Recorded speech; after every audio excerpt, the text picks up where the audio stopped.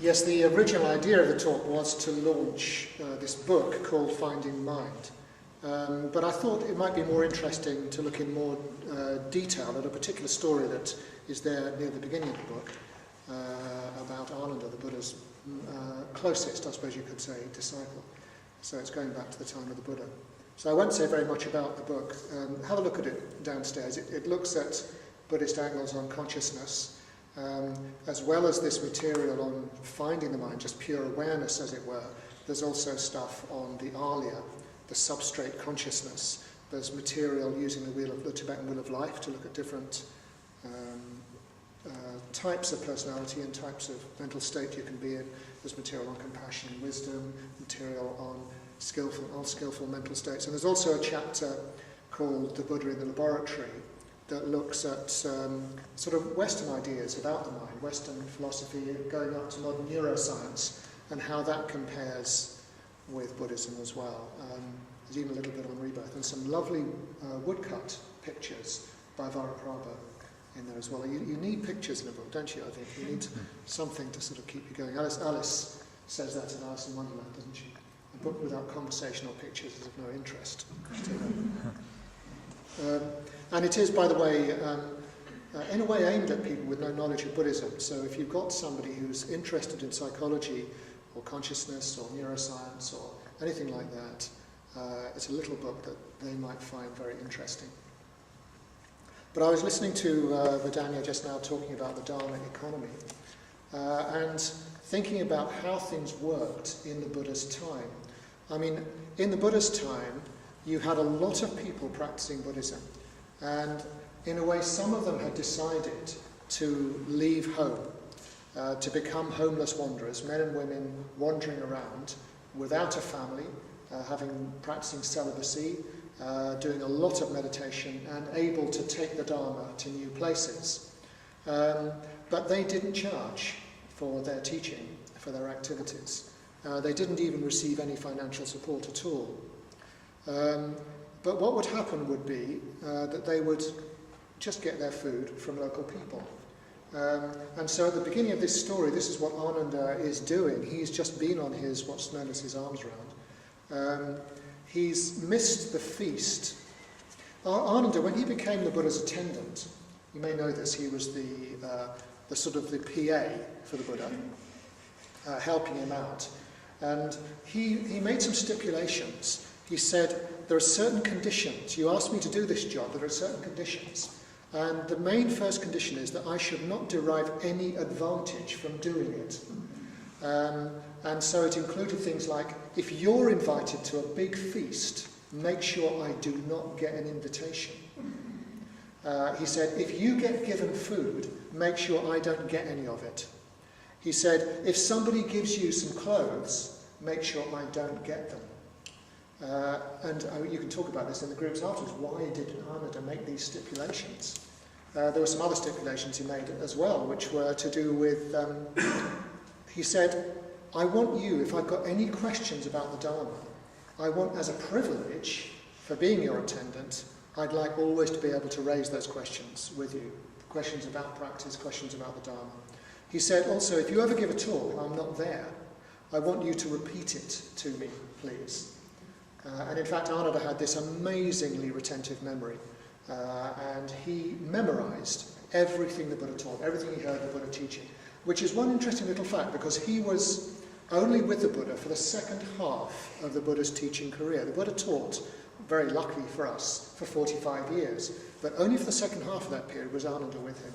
So it means that we have an incredibly rich source of the later teachings of the Buddha. But the earlier teachings, we do have some, but it's much, much more sketchy.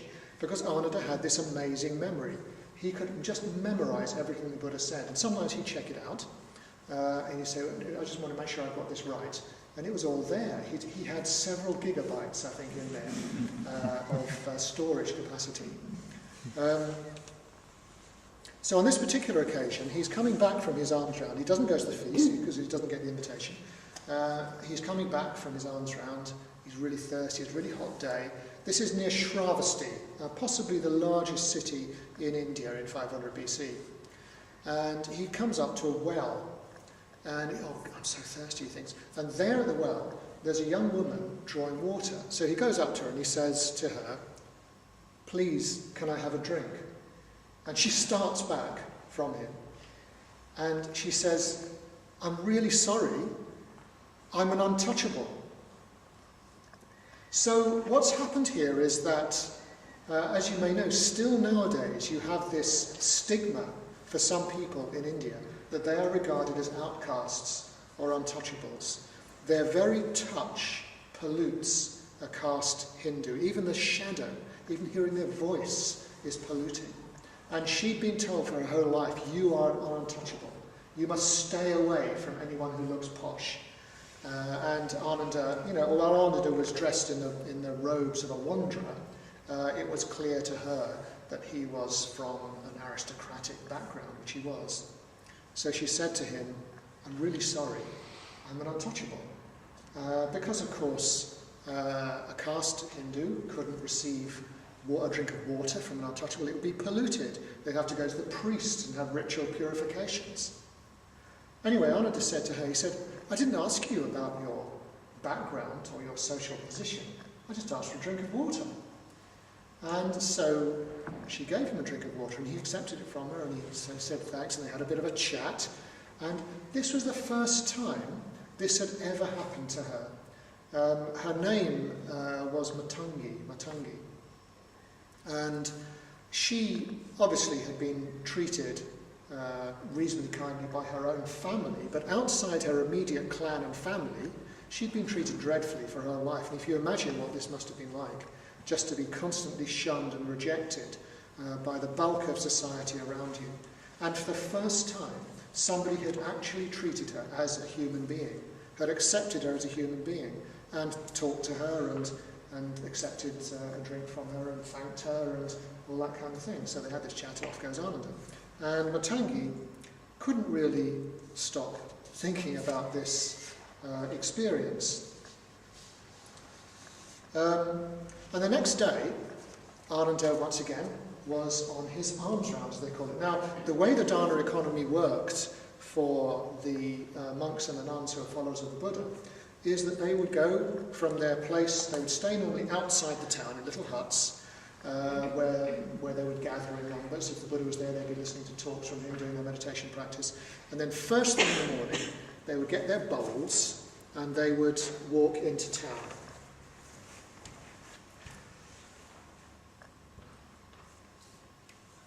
So they'd hold this bowl and they'd go, they didn't actually beg, rather like Vedanya.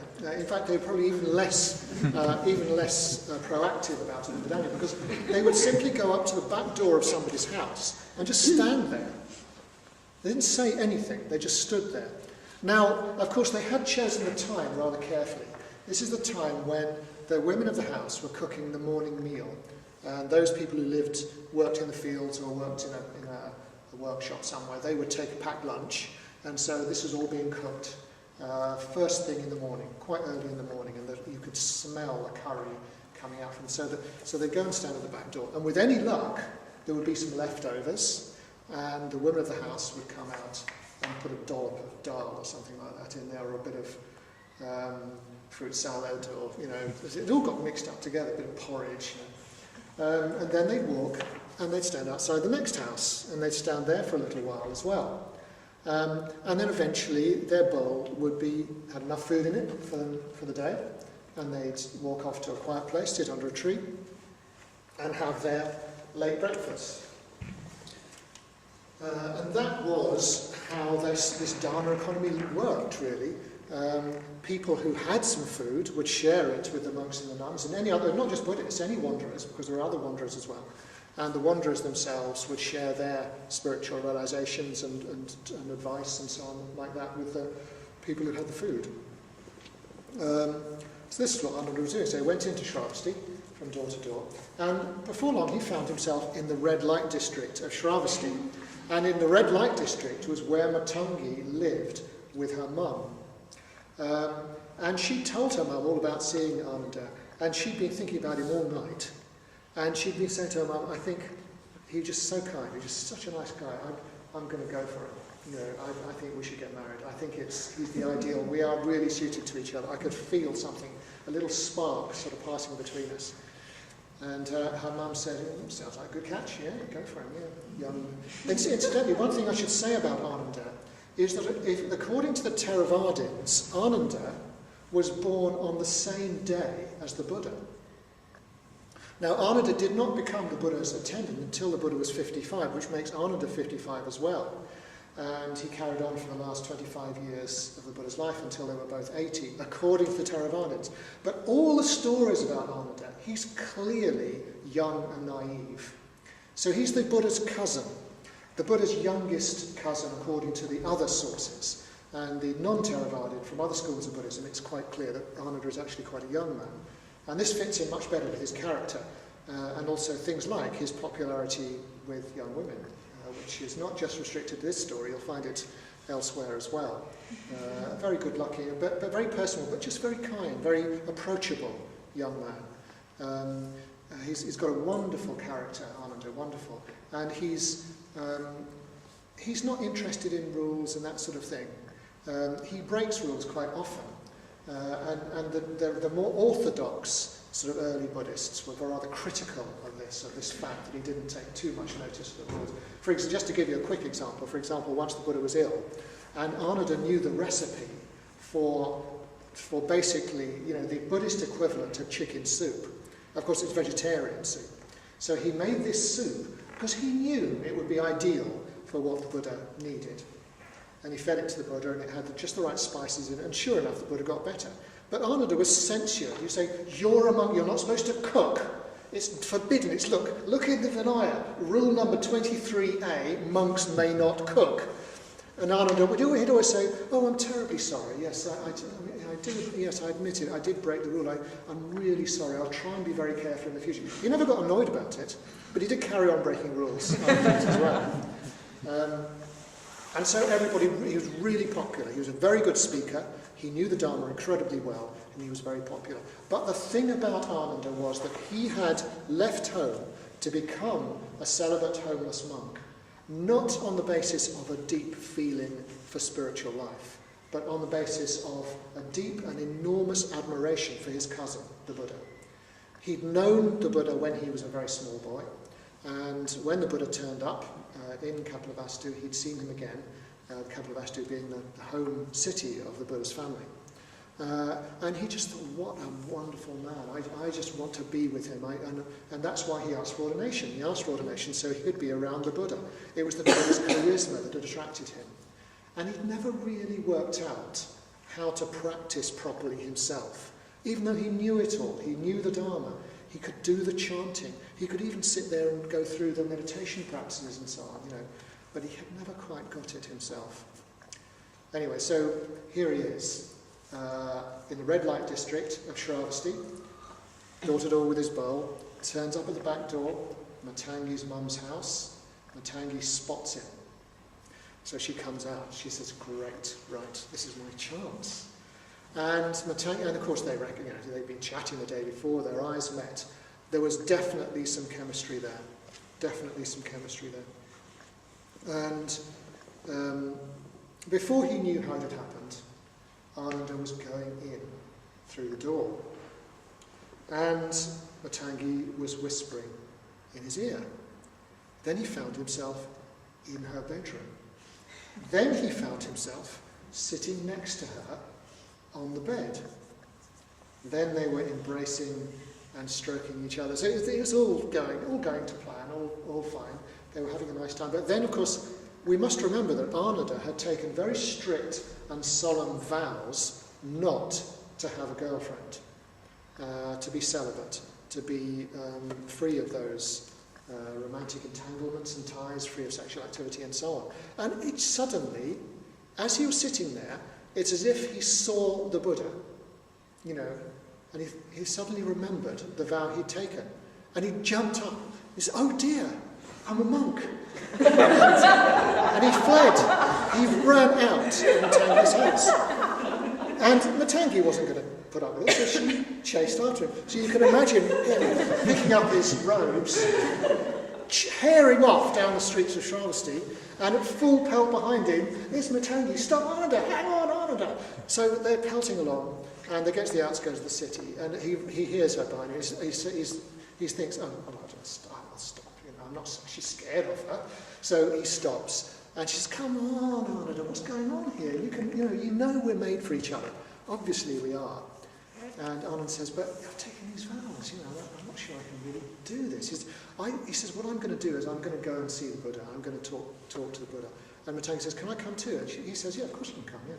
So side by side, they walk out to the Jeta Grove. The Jeta Grove is the name of the park outside the city where the Buddha was living at the time, where there was this lovely hall, a bit like this, except with no glass in the windows, where the Buddha would give his teachings. People would gather, and it could be dry in the rainy season.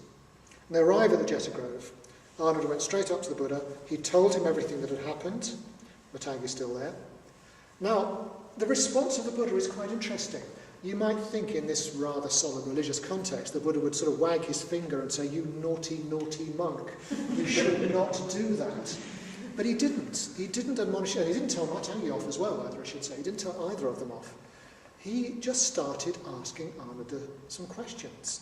He simply it's a little bit like those Socratic dialogues that if you ever read the ancient Greek philosophers, you get these dialogues where Socrates will draw out somebody's inner wisdom by questioning them. And this is what happens. And the first question that the Buddha asks Ananda, he says, "Look, you took these vows of celibacy and so on. Now, why did you decide to do that? Why did you leave behind the household life and become a celibate wanderer? Why did you leave behind the possibility of marriage and children to become a Buddhist monk?" And Ananda said, "Well, let's face it, it was your charisma. I mean, I was just so impressed by you. I really wanted to be with you the whole time. I wanted to learn from you. That is why I did it." And the Buddha then said to Ananda, he said, "Well, when you say that, what exactly was it? What exactly happened at that time when you made that decision? Just describe it to me." And Ananda, he wasn't used to this sort of introspective process, Ananda. He was just quite a spontaneous, intuitive sort of guy. And he sort of thought, scratched his head. He said, "Well, I suppose my eyes took you in, I had this impression of you, and my ears heard you, and that went inside, and that sort of produced some sort of a result inside my mind. And I came to a conclusion, I sort of recognised your qualities, and I developed an intention. I suppose that's what happened." And then the Buddha really starts getting down to his questions. He says, mind, your mind. What do you mean by that? What do you mean you recognised something, you spotted something? What exactly was it? What is this mind you've got? Where? And what's going on here is that the Buddha is actually tackling the issue of Ananda's presence of mind, because what's happened to him is his mindfulness went completely when he met Matangi. Quite understandable, perhaps, but that's what happened. It did. He lost it. He forgot the promises that he'd made. And so the Buddha is just asking him to start looking a little bit about at his mental responses, at what goes on inside. And so he says, "Well, where is this mind then? What's it like? What exactly is going on?" And whatever answer Ananda comes up with, and this, I'm sorry, I looked in the library to see if you've got a copy of the Sangha Sutra. It's a fat book like this. And this dialogue fills, getting on for half the book. There's a lot of questions the Buddha asks, and lots of very interesting things happen in this dialogue. And whatever answer Ananda comes up with, the Buddha shows it doesn't make sense.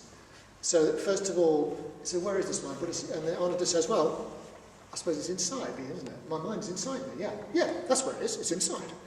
And the Buddha said, "Well, if it was inside you, couldn't you see like the inside of your skin and your liver and bits and pieces going on like that?" And I said, "Oh, that's true. I can't, can I? I know. It must be outside." And yes, the Buddha said, "But hang on a minute. Wave your arm about." So Ananda waves his arm about. And the Buddha says, "If your mind was outside you, how could it make your arm wave around, And so Ananda thinks again, he says, "Oh, yes, that's true. Yes, I know. it must be on the edge between the inside and the outside. And the Buddha shows how that doesn't hang together, it just doesn't work. And then Ananda says, oh, maybe it's like everywhere. And the Buddha shows how that doesn't work. And then Ananda says, oh, maybe it's nowhere at all. You know. But whatever answer Ananda comes up with, and it's worth reading this dialogue, it's really interesting. The Buddha shows it just doesn't really make sense. He says, well, if that was the case, then such and such, you know. So he lost his mindfulness. That's why the Buddha's asking him these questions. And finding the mind is really what Buddhism is about. That's why I gave the book this title, Finding the Mind. I don't mean finding it in any sort of hugely psychological sense. I mean just in a way discovering what it really means to be a conscious, aware being. Isn't it strange? I'm going to say more about that later. Ananda was a very faithful follower of the Buddha. He tried to do what he's told. He had great confidence in the Buddha. He had learnt all the teachings. He'd learnt them by heart. But there was this thing that was lacking. He was doing the right things, but he was only going through the motions. He was studying, he was chanting, he was meditating, but he was, in a way, he wasn't really practicing the Dharma. And because he was lacking this basic awareness, this presence of mind, it means he was easily distracted by the worldly winds, if you've heard about those, that blow you this way and that. First of all, pleasure comes along. You know, you're allured by something really fascinating. But then something brings you down to earth with a crash. It all goes wrong. You know, you suddenly remember, oh dear, I'm breaking my promise, or something like that. And there are lots of these worldly winds that blow you in opposite directions. And without presence of mind, you can get into a state. You know, you just can't cope with it all that's happening. You may find yourself saying regrettable things. You may find yourself breaking your firm resolutions, losing your way. You may find yourself losing your confidence. And that's interesting, confidence, because in a way Ananda, you might say, is very confident. He's got what you might call religious faith. He's got sort of a religious response to the Buddha, a devotion to the Buddha. But yet, what he doesn't have is self-confidence. He doesn't really have a sense of self-awareness. A sense of presence in his own experience, a confidence in methodically treading a path that he himself has actually hit upon and chosen. So this is why the Buddha asked him to look within, to identify who he really was, to find his mind. But what happens, of course, with Ananda's answers, and this may have happened if you try this, there is an exercise in the book. If you try to find your mind, the more you look, the more you can't actually find it. Maybe I shouldn't say this because I want you to try, to do what I'm trying. Maybe we'll do this a bit in the meditation. But this is what can happen. The more you look, the more you can't find it. But yet you do really need to look. It's very important. And so the Buddha goes on with this dialogue, and he's a bit more versatile than Socrates because he uses other means of communication than just talking. Sometimes he uses a Zen-style approach. He does this.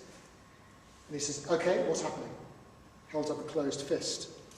And Ananda has to describe his experience. You see this sort of a training process going on. Other times they're sitting there in this hall, and he says, outside the windows, you can see the trees, you can hear the birds singing, there are the deer in the park and so on, So tell me, what's happening? What's that like? What's going on there? And he also did something else. See if I've got something I can demonstrate this with. I'll use this. So he picked up a piece of silk, and he tied 6 knots in the silk. I'll just tie one, just as a sort of a demonstration. And he held this up to Ananda, and he said, okay, 6 knots, silk. We want to undo the knots. Do I pull on the left-hand end to undo the knots? Ananda says, no. Oh, so I pull on the right-hand end to undo the knots. And Ananda says, no, you've got to go into the middle. You've got to go right into the middle of the knot if you want to undo it. And that's true with all 6 of them. And the Buddha says, look, these are your 6 sense awarenesses. Hearing, seeing, touching, smelling, tasting, and the mind awareness. The awareness that takes in memories and images and ideas and so on. So he says, these are knotted. That's what's happened. They've got into a knot. You need to liberate them. And this is what the Dharma is about. It's getting into the middle of the knot in each of those 6 sense awarenesses.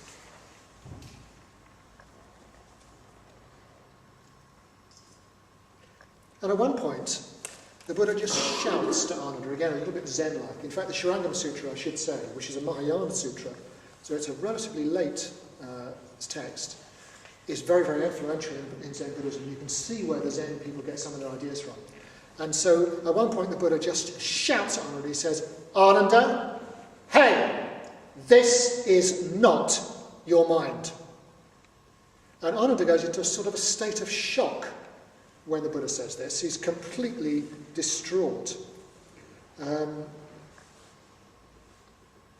He says, he gets angry about it. He says, look, come on. He says, if this is not my mind, then I haven't got a mind. I must be like earth or a log, for surely there's nothing that exists beyond what I feel and know now. Why on earth are you saying that this is not my mind? And the Buddha very patiently tries to point out to Ananda the deep nature of awareness itself, something other than the superficial processes that are just going on, fizzing away in our minds. Because this deep type of awareness is what, again, in Zen is called big mind. I don't know if you've heard these terms, but they talk about small mind. And the small mind is what Ananda is fully identified with. The immediate processes that are going on, which to some extent are defending a narrow part of one's experience in a rather fearful, insecure sort of way, feeling, well, I don't know, I couldn't really cope with going outside this and dropping things and relaxing from it, because I need to preserve this. And this is a very strong part of Buddhism, this petty need to try to identify with just a part of experience, feeling that we own that we can control it. The self, the views of the self, the possessions of the self. And the Buddha talks about this in early Buddhism. He says there are 3 things that go on when you are, as the Zen people would say, creating that small mind. The first one is called the process of mind-making. Mind-making, M-I-N-E, is when you are deciding what is yours and what is not yours. And it doesn't in a way make sense, but that's what we like to do. Not just, my room and my toothbrush and that kind of thing, but also my friends, my views, my preferences, and so on. But then, more subtle than the mind-making process is what's called the I-making process, which is where you start to work out who you are, your own identity. But again, you do this, well, I do this anyway, I don't know if you do, but one does this in a rather superficial way sometimes. You say, I am a person who likes Marmite on toast for my breakfast. I am the kind of person who is an introvert rather than an extrovert. All sorts of things like this. We've got this commentary that goes on. In a way, the commentary is partly a way of feeling a little bit safer by constantly saying, oh, this is okay, I can cope with this situation. Oh, here's an interesting person, or oh, here's a person I want to avoid. All that kind of thing going on, all the time, a little commentary. That's the I-making process. And then most subtle of all, and something which in a way will be with us right until the brink of enlightenment, is what's called the I am conceit, or the conceit I am.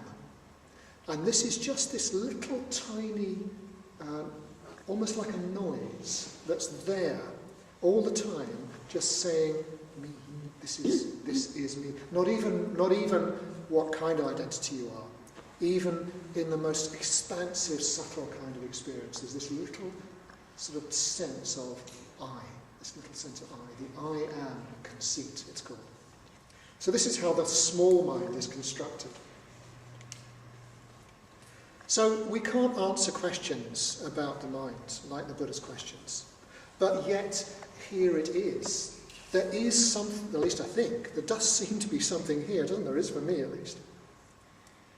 We can be present in our experience. We can notice that something is happening. We can't stand outside our experience and look at it, can we? I mean, that, in a way, that's the whole problem with this business of trying to locate the mind or whatever, or even trying to describe it. How can you describe something that you can't look at? We can't look at it. We can't detect it in a way. But yet, it's the only thing that we are completely certain of. The fact of our current awareness. Here it is. We are aware. It's so strange. In a way, I think it's the most extraordinary thing in the universe. I know there are some remarkable things like Higgs bosons and black holes and quasars and so on, and even remarkable things like sunsets and nightingales and so on. But there is also this fact of being here. Isn't it weird? Isn't it extraordinary? You know, why do you inhabit that particular body? Why can't you just flit from one to another? You know, choose another one to be in for a while. But here we are, we're stuck in this particular body. Isn't that strange, you know? Why? And then, not only that, we're stuck in this particular moment. And if you remember when you were coming in through the door of the Buddhist Centre, that was real. There you were. It was actually happening. But yet it's now completely unreal. It's gone. And here you are now. And here you are now. And then here you are now. And that's all there is that's happening. There's you in this, as it were, location, in this, as it were, moment. Why? How strange it all is. Very, very odd. And this is what the Buddha was trying to do with Ananda. He was just trying to get him to start to appreciate this treasure of awareness that he had, that wasn't just to do with his small mind, that wasn't to do with the Dharma he'd learnt, that wasn't to do with his religious feeling for the Buddha, but it was to do with actually being present, you know. So eventually, Ananda just gives up. He stops trying to work out what on earth the Buddha is talking about. He hasn't yet quite got it, but he stops trying to work it out. And he sits down in the corner of the hall and he starts to cry. He just cries. The tears are flowing down his face. And he admits to the Buddha, he says, look, he says, I thought that everything would be all right as long as I was with you. As long as I just followed you and did what you said. I thought that would make everything fine. He thought that the Buddha could bestow realizations upon him. He thought that grace waves would come down and everything would be wonderful in his life. And so he lost sight of his own fundamental awareness. And he realized that he had to get into his awareness. He had to dwell in it, to cultivate it. He had to make the Dharma his experience rather than being something outside himself. So I suppose that's one of the lessons I get from this story, is just how amazing it is to be aware. And it's worth developing that sense of curiosity about your own consciousness, your own mind, your own awareness, whatever you want to call it, your own experience. We already have the raw material of enlightenment. Being present in our experience is all we need. We don't need anything beyond that. We make it so complicated, we proliferate so many thoughts on top of this basic awareness, but we don't have to. One of the great Tibetan teachers, Tsongkhapa, I can't remember the exact quote, but it says something like, you don't need to think so much, and you don't need to be so busy. So I think it'd be nice just to write that up on your bathroom wall. You don't need to think so much, you don't need to be so busy. The thing is, though, to take your experience as it is seriously. Being present in experience is more important than how you interpret your experience. Being present in your experience is more important than how you interpret your experience.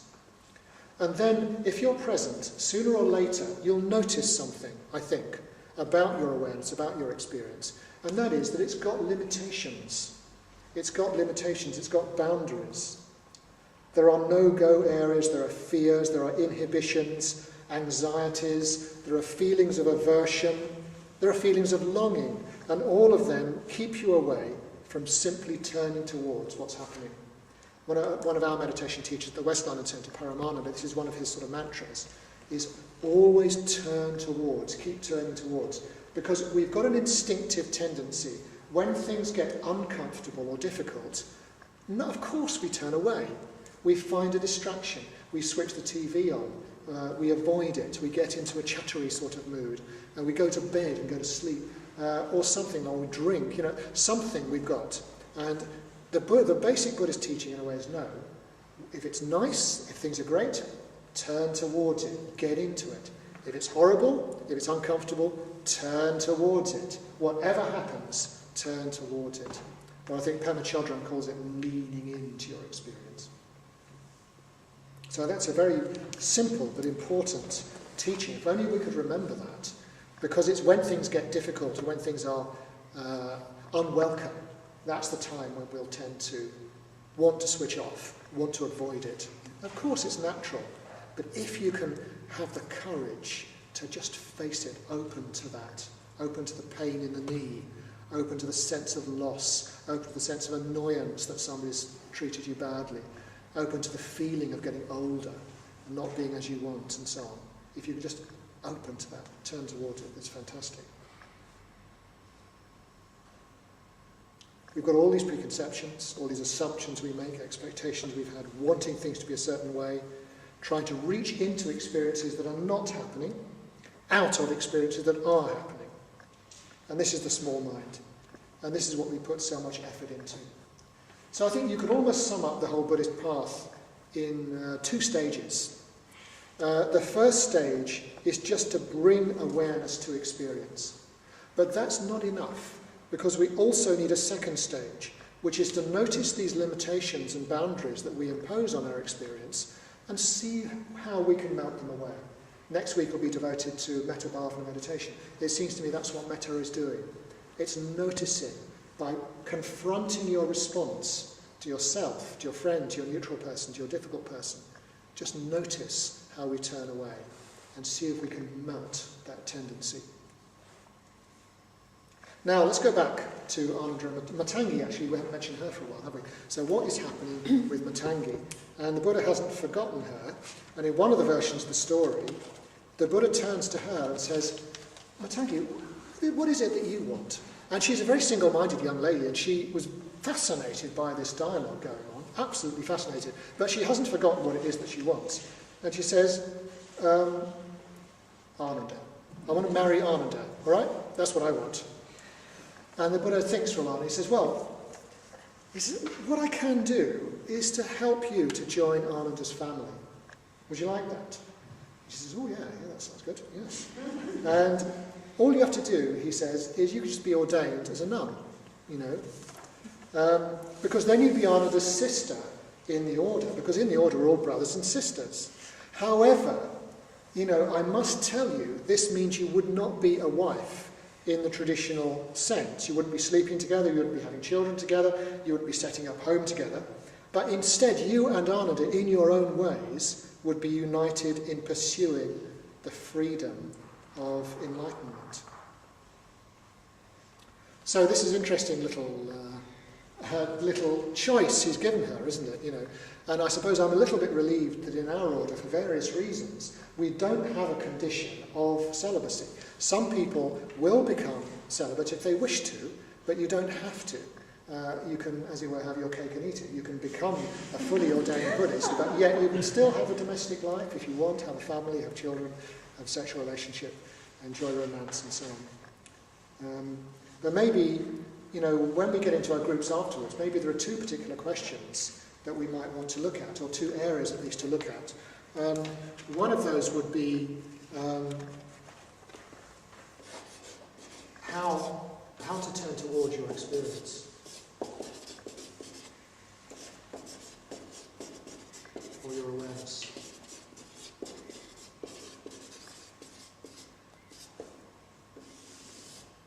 And the other would be, which I'm going to say a little bit more about in a moment, but the ideal of the loving couple. Because this is what Matangi, anyway, she'd taken it for granted, from her culture. And Ananda was obviously very tempted as well. He was into her, there's no doubt about that. And this is the way she had seen her future developing. She talked it through with her mother. She'd now gone up to the Buddha. In a way, the Buddha was in loco parentis for Ananda that. So she's saying to the Buddha, is that all right? My mum said it's all right. You're sort of, as it were, his dad. So can you get married? And the Buddha's given her this other option. And maybe to your surprise, she agrees. She agrees to be ordained. Now, this causes a terrible scandal. Why does it cause a scandal? This is because the Brahmin neighbours of the Buddha are absolutely outraged that the Buddha has allowed an untouchable, an outcast girl from the red light district of Shravasti to become a spiritual seeker. In other words, he's recognised her spiritual potential. And they don't like this. They really do not like this at all. And they kick up a huge fuss. And in fact, the Buddha takes this as an opportunity to give a very hard-hitting talk on the evils of untouchability and of caste prejudice, and of how every human being, male and female, from whatever background, they all have that potential for enlightenment, and that should be welcomed and nurtured in everybody. And he says, in my order, when you become a Buddhist, caste goes. There is no caste. Now, this story of Ananda and Matangi was translated, and not from the Shurangama Sutra, but from another source called the Divyavadana, by the first great scholar of Buddhism.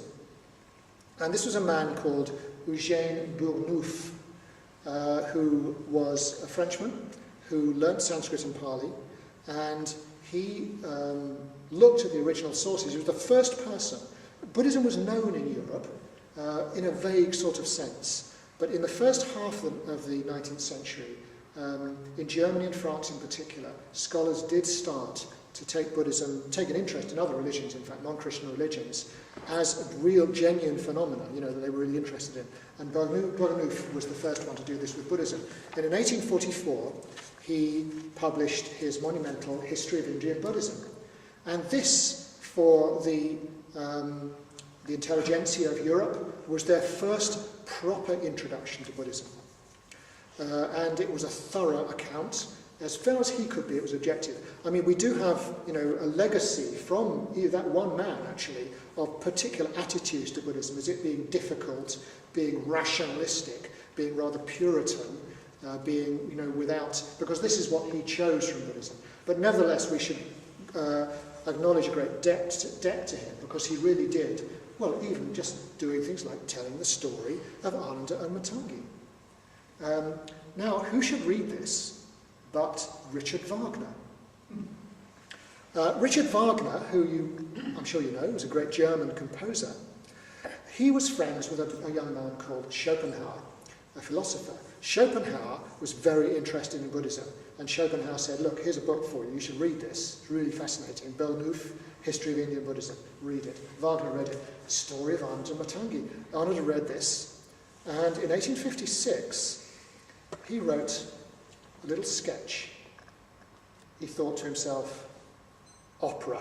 It's got all the elements for an opera, hasn't it?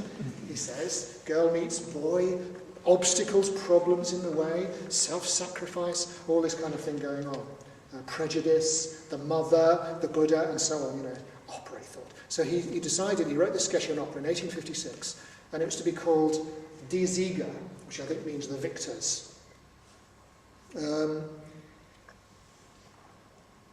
He even picked up, actually, presumably incorrectly, I don't know where he got this idea from, but that Matangi was the first woman to be ordained by the Buddha, as well as the first untouchable. So it was doubly revolutionary what the Buddha was doing here. And the story brings out many reflections on the inhumane treatment of one group of people by another. And the issue of the untouchable maiden interested Wagner, but the main thing that he wanted to bring out from this story was the decision that she made to shift her aspiration from an aspiration from a settled domestic life with Ananda to an aspiration for her own liberation and a compassionate engagement with the liberation of others, which was an intrinsic part of becoming an ordained Buddhist. And Wagner felt that Matangi's act here was a heroic act. He felt it was a heroic act, something, worth sort of singing about, I suppose you could say. So she's one of the victors in the opera. The Buddha himself is also a victor, because Wagner felt that the Buddha had learnt from this experience, this interaction with Ananda and with Matangi. And then finally, Ananda is also a victor. So he wrote a sketch of it, but he never finished the opera, unfortunately. It actually gradually evolved into his great masterwork, Parsifal. And in the opera Parsifal, the main female protagonist, Kundry, is based on Matangi. It's not really based on von Eschenbach's original German story, except for the name. The role she has in the opera is a Buddhist role, which is interesting. Incidentally, the great Bengali poet Rabindranath Tagore, who you may have heard about, also was fascinated by this story, which of course he knew from Sanskrit, and he wrote a play called Chandalika. Chandalika means the outcast maiden. And he also picked up a very simple play in which there are just three protagonists, Matangi herself, who incidentally in the Sanskrit is called Prakriti, by the way, which means nature. So there's obviously something archetypal going on there as well as the actual story. And so we've got Prakriti on Matangi, her mother, and Ananda. Those are the protagonists of the play. And he saw Prakriti as... Ananda says to her, they're discussing all these issues, and Ananda says to her, when she talks about her feeling about being an untouchable, Ananda says to her, self-humiliation is worse than suicide. At least these are the words that Tagore puts in her mouth. And she gains self-respect through the process. Self-respect, self-confidence is what really comes out of it for her. And initially, her self-respect, she says, I will not respect any religion that fails to respect me. So she renounces her, as it were, Hindu acceptance of the caste system. And this leads to a confidence that she can, first of all, get what she wants. She now thinks, well, I want to marry Ananda, go for it. He obviously likes me, let's go for it. But then it goes even further than this, because it may be that from the Buddha she learns about anatta, about non-self. And she realizes that you can get a degree of self-confidence that isn't just to do with, right, now I can get what I want, but something even more refined, as it were, whereby you can go beyond that and go for something, I suppose, which is a compassionate engagement with others and an engagement directly with working on your own liberation, your own awareness. So I think this is a very interesting area. This whole sense that Matangi and Ananda are having to face up to. What is the meaning of it? And I find it very interesting in my own life. I definitely feel that sense, the longing for the perfect partner, the sense that there is somebody out there who can fulfill my needs simply by being present.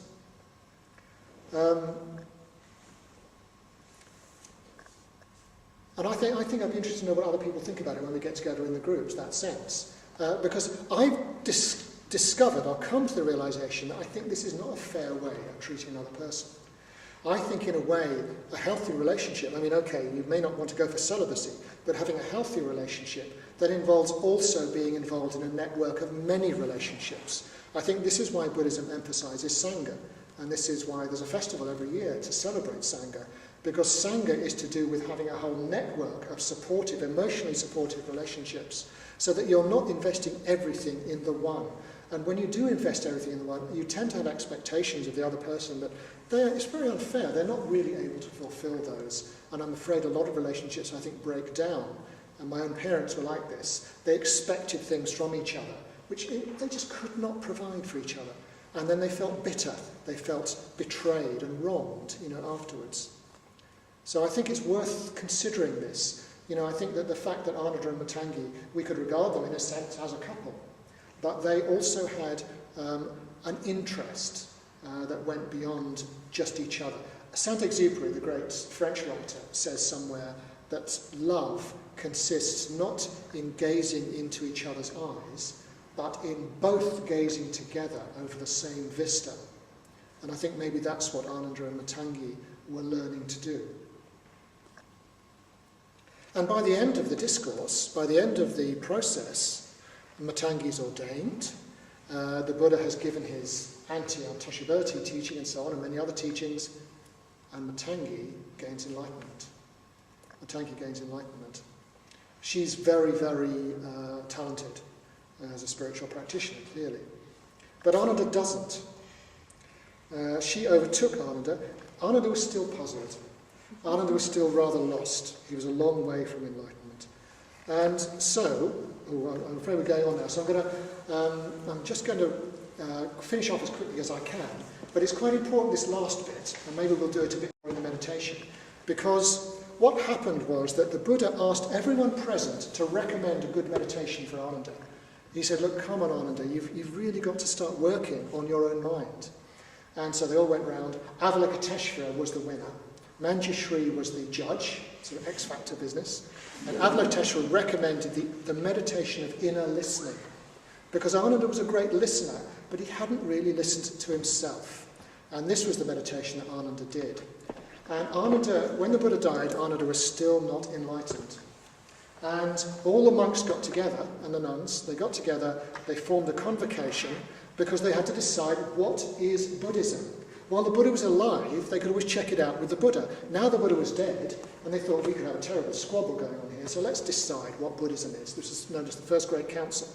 So they said, well, let's go back, recite from memory all the things we remember the Buddha teaching. So they started doing this. And then Mahakashapa said, hang on a minute, Ananda's not here.